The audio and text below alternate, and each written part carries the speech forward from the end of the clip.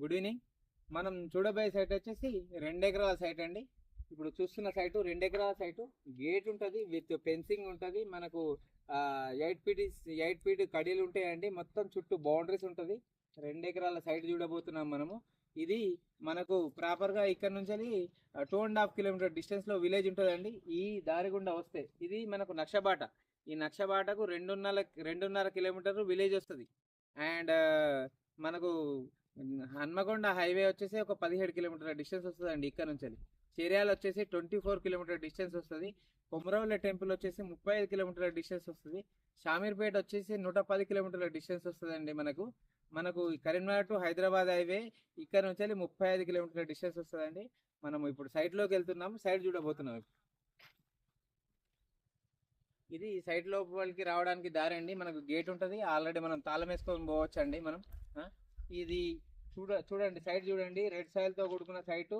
మనకు వెస్ట్ ఫేసింగ్లో ఉంటుంది ల్యాండ్. చుట్టూ బౌండరీస్ కడీలు ఉంటాయి, విత్ ఫెన్సింగ్ జాలీతో సహా ఉంటుందండి. ఇది మామిడి తోటకైతే ఎక్సలెంట్ పనిచేస్తుంది. మనకు మామిడి తోటకైతే చాలా బాగా పనిచేస్తుంది అండి. ఇది ఎక్కడ మనకు ఒక 2 ఎకరాల సైట్ కావాలనుకుంటే, ప్రకృతిలో ఉండాలనుకుంటే, ఈ ఏరియాలో మొత్తం చుట్టుపక్కల మొత్తం గ్రీనరీ ఉంటుందండి.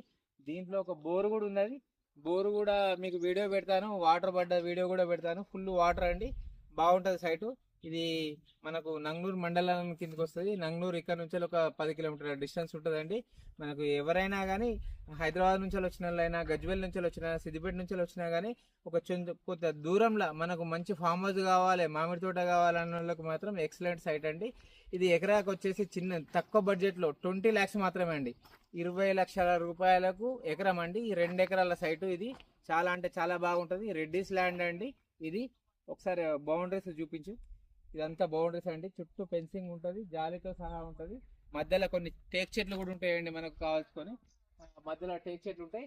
దీని పక్కదే లెఫ్ట్ సైడ్ లో చూసుకుంటే మనకు మంచి మామిడి తోట కూడా ఉంటుంది దీంట్లో.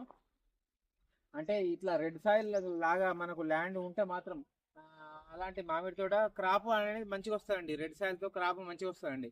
క్రాప్ ఒకసారి చుట్టుపక్కల చూసేది.